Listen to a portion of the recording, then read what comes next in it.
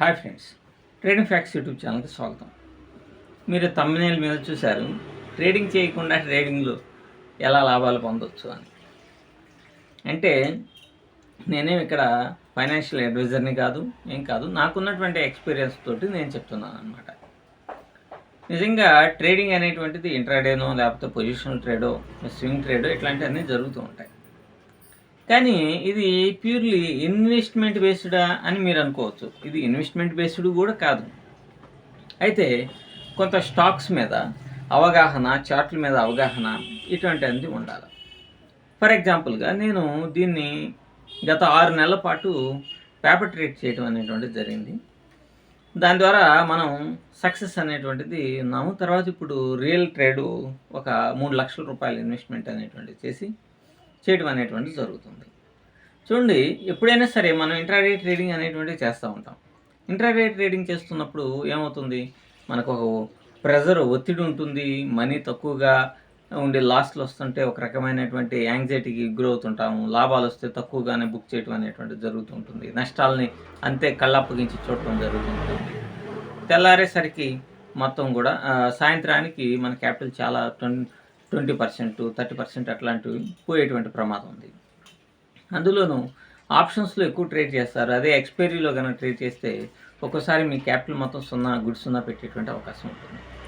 కాబట్టి మనం బాగా గట్టిగా ఆలోచించాల్సింది ఏంటంటే, క్యాపిటల్ అనేటువంటిది కొంచెం ఎక్కువ కావాలి. ఎప్పుడైనా సరే స్టాక్ మార్కెట్లో ఒక 20,000, 10,000 పెట్టేసి ₹1,00,00,000 సంపాదించగలమని అని అనుకోవటం కానీ, ఎవరైనా చెప్పినా వాటిని నమ్మి అటువైపు పరుగులు తీస్తే దానివల్ల మనకు నష్టం అనేటువంటిది జరుగుతుంది. అయితే నేను ఇక్కడ చెప్పేటువంటి ప్రాసెస్ ఏంటంటే ఫుల్గా చెప్తాను, మీరు జాగ్రత్తగా ఉండండి. ఇప్పుడు మనం మార్కెట్ అనేటువంటిది ఎప్పుడైనా సరే హైలో వస్తుంది, పైకి వెళ్ళటం కానీ కింద పడటం కానీ ఇట్లాంటివి జరుగుతుంది. కానీ నిఫ్టీ అనేటువంటిది ప్రతి సంవత్సరం ఒక 7% లేకపోతే ఎంతో కొంత పర్సంటేజ్ అనేటువంటిది పెరుగుతుందే కానీ తగ్గిపోదు. కాబట్టి దీన్ని బేస్ చేసుకొని మనం అంటే ఒక స్టాక్ కూడా పట్టడం పెరగడం అనేటువంటిది జరుగుతూ ఉంటుంది. ఫర్ ఎగ్జాంపుల్గా ఇదే రైట్ పీరియడ్ అనేటువంటి ఉద్దేశంతో నేను ఒక 3 లక్షల రూపాయల ఇన్వెస్ట్మెంట్ అనేటువంటిది చేసి కొన్ని స్టాక్స్ని తీసుకోవడం అనేటువంటిది జరిగింది. దాంట్లో లాభాలు అనేటువంటివి వచ్చినాయి, మంచి ప్రాఫిట్స్ వచ్చినాయి. దాదాపుగా అంతా ఒక 3-4 డేస్ మాత్రమే, 4-5 డేస్. ఎందుకంటే ఇప్పుడు మార్కెట్ బాగా డౌన్ అయిపోయింది, ఇది కాదు ఇంకా పడిద్దేమో లేకపోతే ఇంకోటి అని భయపడుతుంటారు. But this is the right period. మనకి ఇంటర్నేషనల్ ఇష్యూస్ ఇట్లాంటి నాలెడ్జ్ కూడా ఉండాలన్నమాట. కాబట్టి దాని మీద ఒక స్టాక్ మీద ఒక 10% ప్రాఫిట్ వచ్చినప్పుడు క్లోజ్ చేయటం. 10% ప్రాఫిట్ వచ్చిందంటే క్లోజ్ చేయడం అనేటువంటిది జరుగుతుంటుంది. నేను Voltas, Reliance, Chola finance, Bajaj finance, HDFC life, Tata steel ఇట్లాంటి స్టాక్స్లో ఇన్వెస్ట్ చేయటం జరిగింది. అది అసలు ఈ ఇన్వెస్ట్మెంట్ ఇట్లాంటి అంతా కూడా ఎలా జరగాలి అంటే, ఇన్వెస్ట్ అనే కాదు, ఎక్కడ పడితే అక్కడ ఏముందలే ఈరోజు బై చేసేసి పెడదామని కాదు.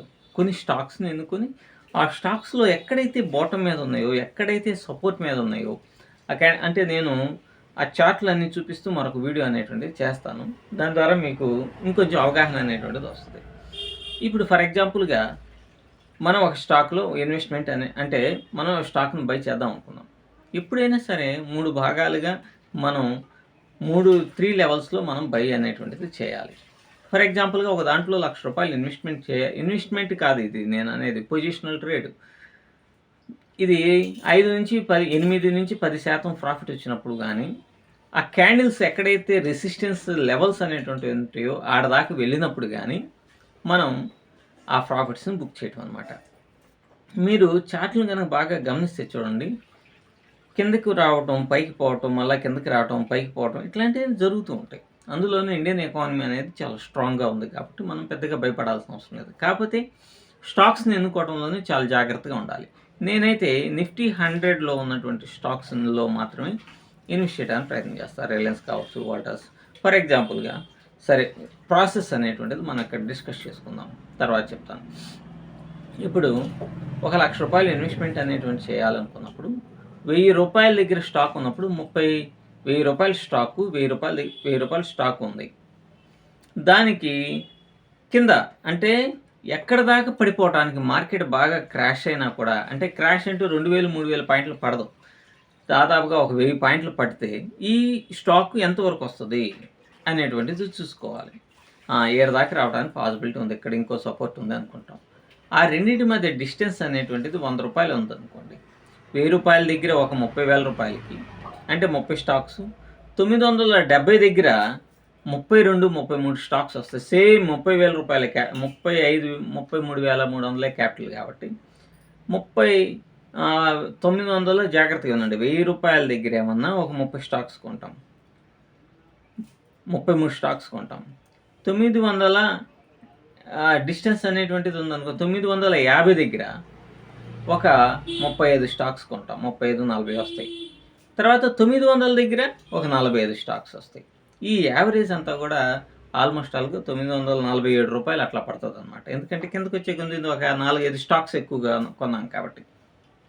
సో అక్కడి నుంచి మూవ్ అయ్యి పైకి వెళ్ళినా కూడా మనం ప్రాఫిట్ లోకి వస్తాం. ఎప్పటికైనా సరే అది పైకి రావాల్సిందే. ఎప్పటికైనా అంటే నెలల తరబడి అని కాదు, వితిన్ షార్ట్ పీరియడ్లోనే వచ్చేస్తాయి. సో ఈ పాలసీతోటి మనం ఒకేసారి ఇప్పుడు ఒక స్టాక్ ఉంది, ₹1000 స్టాక్ ఉంది, అది దాంట్లోనే ₹1,00,000కి 100 స్టాక్స్ కొనేసాం అనుకోండి, అది కింద పడిపోయి 900 దగ్గరికి వెళ్ళినప్పుడు మన దగ్గర క్యాపిటల్ ఎక్కడో ఒక చోట అప్పు తీసుకొచ్చి పెట్టడం, ఇట్ ఈస్ వెరీ డేంజరస్. కాబట్టి దీంట్లో మనం ఏదైతే మనం బై చేయాలనుకుంటున్నామో వాటిని మనం 3 భాగాలుగా డిజైన్ చేసుకొని కొనుక్కుంటూ ఉండాలి. 5 కొనుక్కోండి. మీరు ఓవరాల్గా 15 కొనాలనుకున్నారు, 5ని డిజైన్ చేసుకోండి. ఇప్పుడు ఈ 5 లాభం, ఫస్ట్ కొన్న 5 లాభం వచ్చేసింది, అర్రే మనం 15 కొన్నట్టయితే పోయేదే, మనకు కొంచెం లాభం ఎక్కువ వచ్చేదే అని అనుకోకూడదు. కాబట్టి ఆ లాభాన్ని అంతవరకే తీసుకోవాలి. ఇట్లా మనం ప్లానింగ్ తోటి మనం ముందుకెళ్ళాలి. అయితే నేను ఫర్ ఎగ్జాంపుల్ వాల్టాస్లో ఇన్వెస్ట్ చేశాను, బజాజ్ ఫైనాన్స్లో తీసుకున్నాను, వాటిలో బుక్ చేశాను కూడా ప్రాఫిట్ అనేటువంటిది. ఓన్లీ 4 డేస్లోనే ఒక 18,000, 20,000 దాకా బుక్ చేయడం అనేటువంటిది జరిగింది. 18 కాదు, 14, 15,000 దాకా బుక్ చేయడం జరిగింది. మరి వాల్టాస్ ఎందుకు తీసుకుందాం అని అంటే, ఇప్పుడు ఫర్ ఎగ్జాంపుల్గా పటా కూడా వాల్టాస్లు ఇప్పుడు రిఫ్రిజిరేటర్స్ కానీ, వాల్టాస్ సంబంధించిన ఎలక్ట్రికల్ గుడ్స్ కానీ, అట్లాగే ఇవి ఉన్నాయి కదా, ఇది ఎయిర్ కూలర్స్, ఏసీలు, ఇట్లాంటివన్నీ ఎక్కువ సేలింగ్ అనేటువంటిది ఈ సీజన్లో బాగా జరుగుతుంది. అందులోనూ వాటి యొక్క ప్రైస్ అనేటువంటిది కూడా పెరిగింది. డిమాండ్ ఉండబట్టే కదా ప్రైస్ అనేది పెరిగేది. ₹4,000 దాకా పెరిగింది. కాబట్టి రేపు రిజల్ట్ వచ్చినప్పుడైనా దీనికి మంచి ప్రోగ్రెస్ అనేటువంటిది, మంచి రిజల్ట్ అనేటువంటిది రావడానికి, మంచి లాభం రావడానికి అవకాశం ఉంటుంది. మరి రిజల్ట్ ఎప్పుడు వస్తుంది? జూన్ ఎండింగ్కి వస్తుంది. మనం ఇప్పుడు ఏప్రిల్లో ఉన్నాం. ఇంకా 2 నెలలు వెయిట్ చేయాలంటే వెయిట్ చేయాల్సిన అవసరం లేదు. ఎందుకంటే జూన్లో మంచి రిజల్ట్స్ వస్తుంది. ఇదంతా ఈ కాన్సెప్ట్ అంతా చాలా పెద్ద పెద్ద వాళ్ళ దగ్గర ఉంటుంది. ఎఫ్ఐఐలు, డిఐలు ఇట్లాంటి వాళ్ళు ఇన్వెస్ట్ చేస్తూ ఉంటారు. వాళ్ళు ఫ్యూచర్ని ఎస్టిమేషన్ వేస్తే కదా, వాళ్ళలాగా మనం కూడా ఆలోచించుకోవాలి. తర్వాత బజాజ్ ఫైనాన్స్ తీసుకుందాం. ఇది క్రైసిస్ పీరియడ్లో, ఈ క్రైసిస్ పీరియడ్లో లోన్స్ తీసుకోవటం, వెహికల్స్ అనేటువంటిది రేపు సీజన్, ఇప్పుడు జూన్ వరకు వెహికల్స్ తీసుకోవటం అనేటువంటి చాలా ఎక్కువ ఉంటుంది. వెహికల్స్కి ఫైనాన్సింగ్ చేసేటువంటి సెక్టార్లో మంచి పొజిషన్లో బజాజ్ ఫైనాన్స్ ఉంది కాబట్టి దాన్ని ఎన్నుకోవటం. అలాగే రిలయన్స్ ఉన్నది. రిలయన్స్లో నేను ఎందుకు తీసుకున్నాను? ఫర్ ఎగ్జాంపుల్గా ఇప్పుడు హార్ముజ్ సెల్జల్స్ అనేది మూసేశారు. కొంచెం ఈ రిలయన్స్ కొంచెం అటు ఇటు క్రష్ అవుతూ ఉంటాయి. ఎందుకనంటే ఇది జనరల్గా పబ్లిక్ యొక్క ఎజంప్షన్ అనమాట. ఏంటి, అరే అక్కడ ప్రాబ్లం వచ్చింది కాబట్టి వెంటనే రిలయన్స్ డౌన్ అవుతుందేమో అని చెప్పేసి అందరూ ఏం చేస్తారు, రిలయన్స్లో ఉన్నటువంటి షేర్స్ నమ్మేస్తారు. కానీ దీని ఇంపాక్ట్ 3 నెలలకు మనం చూసుకోవాలి. అంటే హార్ముజ్ మూసేశారు, ఇక్కడ డౌన్ అయింది. ఒకవేళ రేపు ఎప్పటికైనా తెలుసుకోవాల్సిందే, ఇది 15 రోజుల తర్వాత అయినా ఓపెన్ కావాల్సిందే. ఓపెన్ అయినప్పుడు ఆయిల్ అనేటువంటిది బాగా ఎక్కువగా వస్తున్నప్పుడు, ఈ ఆయిల్ ఇప్పుడు గ్యాస్, ఆయిల్ ఇట్లాంటివన్నీ కూడా సప్లై అనేటువంటిది ఇండియాలో ఇప్పుడు డొమెస్టిక్కే కాదు, బిజినెస్ బేస్డ్ గ్యాసెస్ని కానీ, పెట్రోల్ని కానీ ఇట్లాంటి వాటిని సప్లై చేసేటువంటి ఇది పెరుగుతుంది.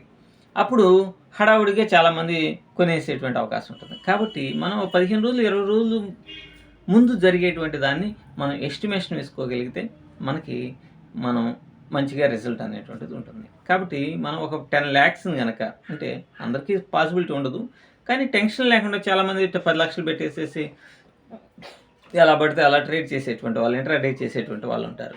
వీళ్ళకి ఇంట్రాడేలో ఎంతైతే వస్తుందో అంతకంటే ఎక్కువ డబ్బులు దీంట్లో వస్తాయి. ఇందుకు కాకపోతే మనకు ఆ స్టాక్స్ మీద అవగాహన, చార్ట్ల మీద అవగాహన అనేటువంటిది ఉండాలి. అప్పుడు మాత్రమే సక్సెస్ అవుతాం. ఆ స్టాక్స్ సంబంధించిన న్యూస్ని ఎప్పటికప్పుడు, అంటే మనం వేటిలో అయితే ఇన్వెస్ట్మెంట్ అనేటువంటి చేసామో వాటిని ఎప్పటికప్పుడు ఎనాలిసిస్ చేసుకుంటూ కనుక్కుంటే మనకి ఇంకా మన గ్రోత్ అనేటువంటిది ఇంకా చాలా బాగా ఉంటుందన్నమాట.